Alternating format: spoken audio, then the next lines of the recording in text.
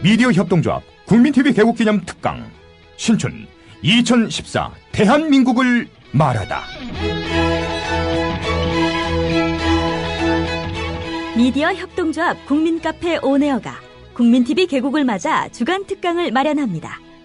대한민국의 언론, 법조, 경제, 안보, 사회 각 분야의 전문가들이 나서 2014년 대한민국의 현실과 미래를 짚어냅니다. 3월 24일 월요일 서화숙 한국일보 선임기자, 3월 25일 화요일 이정열 전 창원지법 부장판사, 3월 26일 수요일 선대인 경제연구소장, 3월 27일 목요일 김종대 디펜스 21 플러스 편집장, 3월 28일 금요일 홍세화, 말가활 발행인이 시대의 화두를 제시합니다. 3월 24일부터 28일까지 서울 마포구 월드컵로 37 국민카페 온에어의 조합원과 애청자 여러분의 많은 참관을 기대합니다.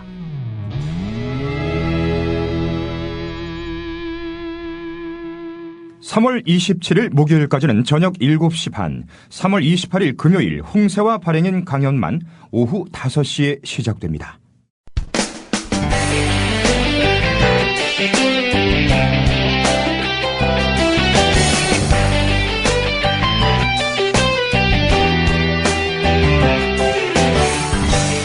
안녕하세요. 생생한 현장감과 깊이 있는 분석을 더한 이 시각 뉴스 마포스퀘어의 문희정입니다. 마포스퀘어 1부에서는 현재 가장 이슈가 되고 있는 정치와 경제 뉴스 전해드리고 있는데요. 3월 24일 월요일 함께하는 마포스퀘어 1부, 양정대 기자의 정가 이모저모로 시작을 해야 되는데 지금 전화 연결이 되지 않고 있습니다. 먼저 광고부터 들으시고요. 잠시 후에 연결하겠습니다. 네, 먼저 오늘의 경제 뉴스부터 들어보겠습니다. 김광수 경제연구소의 길경식 연구이사 연결돼 있습니다. 이사님 안녕하십니까? 네, 안녕하세요. 한국 수출이 불안한 출발을 보이고 있다고 하는데요. 이에 대한 선제 대응이 필요하다, 이렇게 무역협회에서는 이야기를 했다고 하는데 어떤 상황입니까? 일단 그 상황을 좀 객관적으로 살펴보면요. 한국 무역협회에서는 그 작년 4분기의 수출 증가율이 그 전년 대비 이제 그 증가율로 봤을 때 4.7%였는데 그에 비해서 올해 1, 2월에 지금 수출 증가율을 따져보면 0.7%밖에 되지 않아서 이게 너무 많이 좀 떨어져서 이에 대한 좀 선제 대응이 필요하다라고 지적을 했다고 합니다. 그러면서 이 무역협회 관계자가 최근에 수출 부진의 원인이 이제 단가 하락. 네. 단가 하락. 네, 이사님. 네. 네, 단가, 예, 단가 하락까지밖에 저희가 못 들었어요. 그래요? 네. 이게 마이크가 갑자기 좀, 지금은 괜찮으신가요? 예, 괜찮습니다. 네. 어쨌든 무역협회 관계자는 최근에 이 수출 부진이 단가 하락 때문이다라고 이야기를 하면서 수출 시장을 조금 더 다각화하고 FTA 효과를 극대화하는 등의 노력이 필요하다라고 말을 했다고 합니다. 네. 그러면서 이런 어떻게 보면 언론에 이제 보도 자료를 띄운 게 FTA 효과는 이런 긍정적이다라고 이야기를 하면서 수출이 힘드니까 환율 약세를, 원화 약세를 조금 더 유도해달라라는 그런 조금 뉘앙스가 보이는 것 같아요. 그래서 지금 좀 정확한 수출 상황이 어떤 상황인지, 그리고 왜 이렇게 수출이 조금 저조해지고 있는지, 그리고 어떻게 하면 이런 거를 좀 개선할 수 있을지에 대해서 간단히 오늘 좀 살펴보면요. 일단 자세한 수치 같은 경우에는 2월의 수출이 어쨌든 전년 동월 대비, 그러니까 작년 2월 달에 비해서는 1.6% 증가한 걸로 나왔어요. 그래서 한 430억 달러 정도가 되고, 수입은 조금 더 많이 늘어서 한 4% 정도 늘었고, 그래서 한 420억 달러 정도가 돼서 무역 수지, 그러니까 수출에서 수입을 뺀 이 무역 수지는 한 9억 달러 정도 흑자를 기록한 것으로 나왔고, 이렇게 우리나라가 무역 수지 흑자, 그러니까 수입보다 수출이 더 많은 상황이 이제 25개월째, 2012년 2월 달부터 25개월째 계속 연속 흑자를 기록하고는 있거든요. 네네. 근데 지금 문제가 되고 있는 건 이 수출입의 증가율, 그러니까 수출이 증가하는 폭이 계속 줄어들고 있다라는 거예요. 그리고 이 무역 수지 흑자액도 계속 줄어들고 있어요. 보면 작년 2월, 그러니까 2013년도 2월 달 같은 경우에는 18억 달러가 넘었었거든요. 거의 19억 달러 육박을 했었는데 그게 올해는 이제 절반도 안 되는 9억 달러까지 줄어든 거고, 그리고 작년 6월 달 같은 경우에는 60억 달러에 달했었어요. 네. 그러니까 올해 9억 달러보다 거의 한 6배 이상 더 많은 수치였는데 그거에 비하면 올해 2월에 지금 무역 수지 흑자가 많이 좀 저조한 편이라고 할 수가 있습니다. 그리고 이 수출 내역을 조금 더 자세히 내용을 살펴보면 그 수출된 물품 중에 좀 많이 수출이 증가한 부분이 무선 통신기기와 반도체 등 IT 제품하고 자동차 수출이 좀 증가한 것으로 나와요. 이 두 개는 주로 어디서 하는 거죠? 삼성전자하고 현대차입니다. 예. 그러니까 이 두 개 기업에서 취급하는 품목만 수출이 증가를 했고 나머지들은 대부분 수출이 감소를 했어요. 뭐 석유 제품이라든지 액정 디바이스, 뭐 선박 이런 것들은 좀 수출이 많이 감소를 해서 전반적으로 수출 증가세가 조금 둔화되는 모습을 보이고 있고요.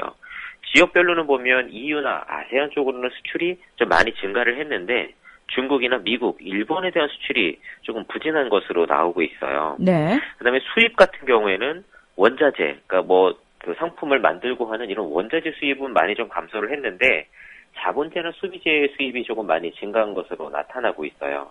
이 원자재 수입이 감소한 이유 같은 경우에는 이제 원유 가격이 좀 싸지다 보니까 그 수출 수입하는 양이 좀 전체적으로 줄어들어서 이 부분이 조금 원자재 수입이 감소한 것으로 나타나고 있고 자본재는 뭐 반도체 제조 장비라든지 무선통신 기기 이런 IT 부품 또 자동차 관련 부품들의 수입은 증가를 했고요. 소비재는 이제 FTA가 되면서 아무래도 자동차 수입이 좀 많이 늘어난 것으로 나타나고 있습니다. 근데 지금 이렇게 그 수출이 혹은 수입이 감소하고 뭐 조금 증가하고 이런 게 지금 그 문제가 아니라 문제는 이게 단순히 어떤 경기 순환적인 혹은 일시적인 어떤 문제가 아니라 지금 구조적인 그 어떤 문제가 좀 있다라는 겁니다. 그렇다 보니까 더군다나 이게 뭐 FTA를 통해서 상황이 개선될 그런 상황이 아니라는 거거든요. 네. 일단 2009년도 이후에 왜 수출이 좀 그동안 호조를 보였었는가라는 상황을 좀 살펴보면요. 물론 뭐 수출이 잘 되는 데는 여러 가지 이유가 있겠지만 그 중에서도 특히 가장 크게 좀 작용을 했던 게 2009년도 이후에 환율, 그러니까 원화 약세하고 중국이었습니다. 일단 환율 같은 경우를 보면 글로벌 금융위기 이전에는 환율이 이제 달러 환율을 봤을 때 한 900원대에서 왔다 갔다 했었는데 이게 그 이후로 좀 많이 가치가 떨어지면서 2011년도에는 최대 1,200원까지 떨어졌었어요. 네. 그 전에는 100원짜리 그 물 수출을 한 개를 하면 그 대가로 이제 900원을 받았는데 2011년도에는 똑같은 물건을 똑같이 팔아도 1,200원, 300원 가량을 개당 더 받을 수 있게 된 거죠. 그러니까 앉아서 아무것도 기업이 하지 않아도 그 수익이 40% 가량 늘어나게 되는 거거든요. 이 힘을 바탕으로 삼성전자, 현대기아차가 글로벌 금융위기 이후에 수익이 폭증한 한 원인이 이게 됐었고요. 또 하나는 이제 중국에서 2008년도 글로벌 금융위기 이후에 경기 부양을 굉장히 대규모로 시행을 했었어요.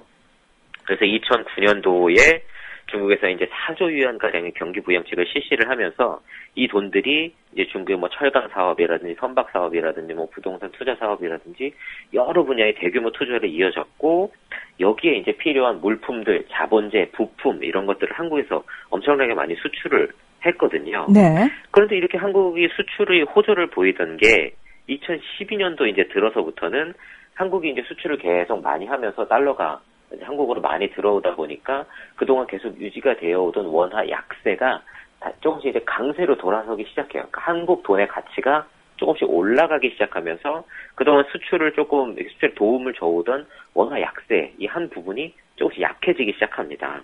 그리고 또 하나는 중국이 이제 2012년도부터 그동안 유지해 오던 바오바 정책을 바오치 정책으로 바꿔요. 이 바오바가 저는 한 번 말씀을 드렸는데 무슨 이야기냐면 8% 성장률을 유지해야만 중국 사회가 건전하게 유지가 된다라고 해서 성장률 목표치를 8%로 딱 고정을 시켰었어요. 그렇죠. 근데 이게 2012년도서부터는 바오치라고 해서 7%대로 내려갑니다. 그러면서 이제 중국에서 양적인 성장에서 질적인 성장으로 경제 성장 기조를 바꾸면서 2009년도 이후에 이제 과잉 투자돼서 이 부실화된 사업 부분들을 이제 구조 조정을 하기 시작해요. 네. 그래서 우리나라에서 그동안 팔아오던 자본재라든지 부품 같은 거의 수출길이 좀 막히기 시작을 합니다.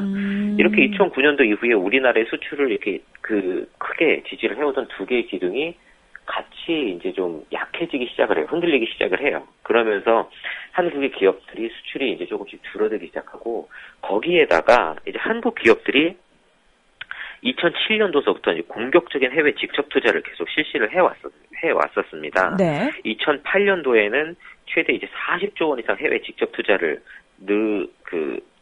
1년에 이제 40조 원 가량 해외 직접 투자를 했고, 그렇게 이제 누적이 된 게 보면 2013년도 현재로 150조 원 이상을 급증을 했어요. 근데 이게 2006년도에는 해외 직접 투자액이 50조 원이 채 안 됐었거든요. 그러니까 거의 2배 이상 급증을 한 거죠. 이렇게 해외 투자가 급증을 한다라는 건 그동안은 한국에서 직접 생산을 해서 해외로 수출을 하던 것들이 이제 현지 공장에서 생산을 해서 현지에서 판매를 하는, 그래서 그동안 수출되는 부분이 이 대외 직접 투자로 대체되어 가고 있다라는 겁니다.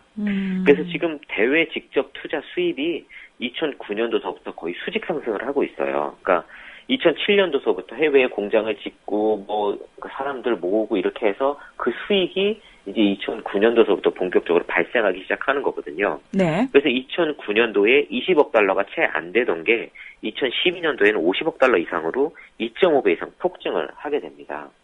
이렇게 이제 국내 수출이 해외 직접 투자로 이제 대체가 되다 보니까 국내 수출이 계속해서 정체를 좀 보이고 있고, 국내 이제 양질의 일자리가 늘어나지 않아서 청년 실업률은 계속 증가하는 양상을 보이고 있는 겁니다. 그래서 이런 문제를 좀 해결하려면 지금 정부에서 얘기하는 거든 무역협회에서 이야기하는 것처럼 FTA라든지 언어 약세라든지 이런 것들을 해결될 수 있는 문제가 아니라 전체적인 그 산업 구조 같은 것들이 지금 많이 왜곡되어 있어서 이런 문제가 발생하는 것이기 때문에 이런 부분들에 대한 전체적인 그 사실 조사를 통해서 좀 구조를 개선하는 것이 먼저 좀 선행되어야 되는 것이 아닌가라는 생각이 좀 듭니다. 네. 그 같은 현상을 놓고도요, 소위 말해서 정말 전문가라는 그룹이 모여있는 쪽에서 나오는 분석이나 어떤 사후 대책 같은 것들이요. 네. 예, 우리 기리사님이 조목조목 분석해 주시고 짚어주시잖아요. 네. 예. 그분들이 참, 왜 똑같이 전문가인데 이렇게 다른 평가를 할까. 예. 이게 다른 의도를 가지고 있기 때문에 그런 게 아닌가. 의도가 달라서 그렇군요. 그렇죠. 그게 예. 좀 안타까워요. 그런 부분들이. 그분들의 의도가 저희가 바라는 의도와 참 같으면 좋을 텐데요. 네. 그러게 말입니다. 오늘 경제 이야기 잘 들었습니다. 고맙습니다. 네, 감사합니다. 김광수 경제연구소의 길경식 연구이사였습니다. 화장실 들어가기 전, 그러니까 2012년 대선 직전 박근혜 후보, 또한 기초자치단체의 장과 의원의 정당 공천을 폐지하겠습니다.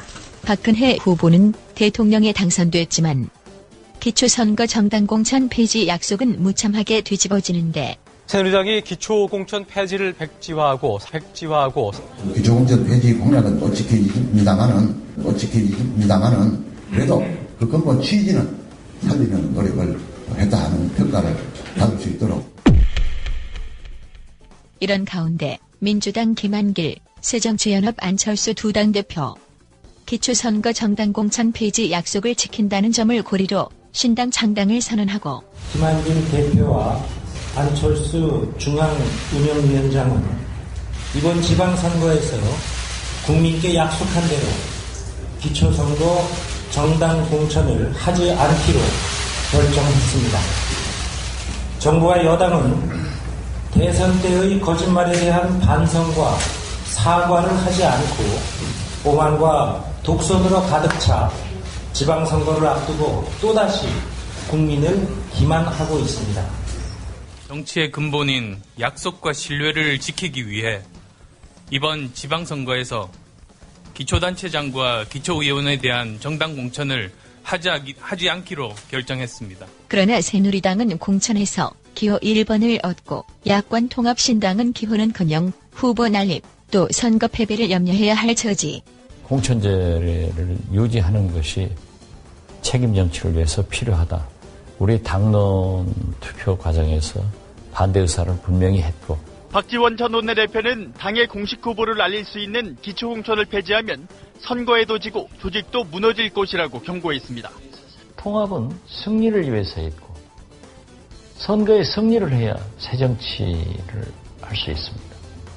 정동영 상임고문도 기초공천을 안 하면 현역 구청장이 전멸해 서울시장 선거도 질 것이라고 우려했고, 이부영 상임고문 역시 손해를 감수하며 공약을 지킬 필요는 없다고 강조했습니다.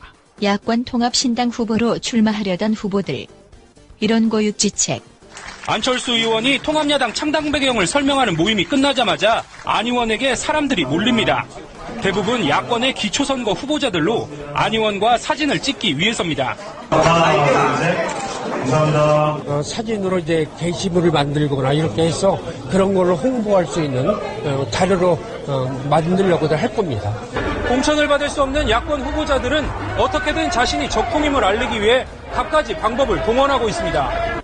기호 2번을 쓸 수 없게 된 만큼 야당을 연상시키는 파란색 복장은 기본입니다. 민주당 대선 후보였던 문재인 의원과 찍은 사진을 담은 대형 현수막도 내겁니다. 정당의 색깔과 유력 정치인과의 친분을 홍보에 적극 활용할 수밖에 없습니다. 민주당에서 다시 당 공천을 해주셨으면 합니다. 노예 착취 논란 중심에 선 아프리카 예술박물관의 전 이사장인 새누리당 홍문종 사무총장. 결국 야권 통합신당은 기초공천 폐지 약속을 뒤집을 거라며 먼저 설레발. 그러니까 자기들처럼 약속을 못 지킬 거라는 이야기인데, 이번 논란은 민주당과 안철수 의원의 국민 기만극을 더욱 부각시켜주고 있습니다. 화장실 들어가기 전, 즉 대선 전, 그분 말씀. 기초자치단체의 장과 의원의 정당 공천을 폐지하겠습니다. 이 약속을 어긴 그분이 예능 프로그램에 나와서 했던 말. 이제 뭐 국민한테 막 그냥 이렇게 하겠다 하고 이제 그게 안 지켜지는 거, 이제 그런 거는 정말 아니다. 어쨌든 신뢰라는 게 작은 거라도 열심히 지키고 이제 그런 노력을 해서 하나하나 지켜나갈 때 이 신뢰가 쌓이는 것이다. 자, 홍문종 사무총장님, 이런 박근혜식 정치 행태가 뭐라고요? 국민 기만극을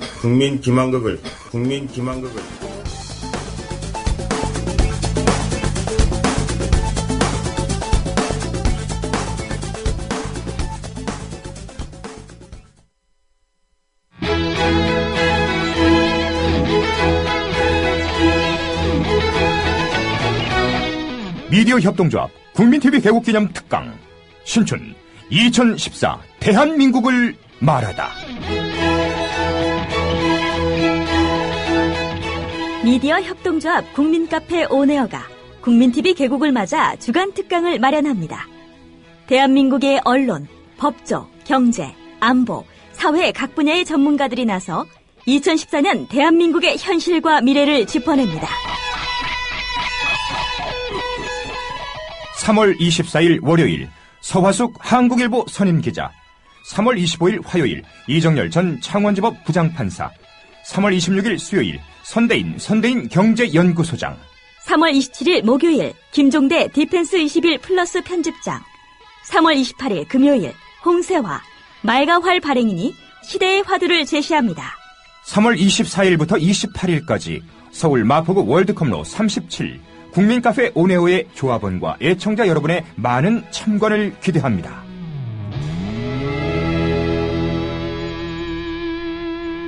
서화숙 기자, 이정열 전 판사, 선대인 소장, 김종대 편집장이 나서는 월요일부터 목요일은 저녁 7시 반, 홍세화 발행인이 나서는 금요일은 오후 5시에 강연이 펼쳐집니다. 오늘 저녁입니다. 오늘 저녁 합정동 국민TV 4옥, 지하 카페죠. 국민카페에서 7시 반부터 한국일보 서화숙 선임 기자의 특강이 있습니다. 정말 많은 분들 함께 하시면 참 좋을 것 같습니다. 계속해서 그 정가 이모저모 양정대 기자를 연결을 해야 되는데 아무래도 무슨 일이 지금 생긴 것 같습니다. 그래서 연결이 안 되고 있는데요. 어쩔 수 없이, 마포스퀘어 1부는 여기서 마무리를 하겠습니다.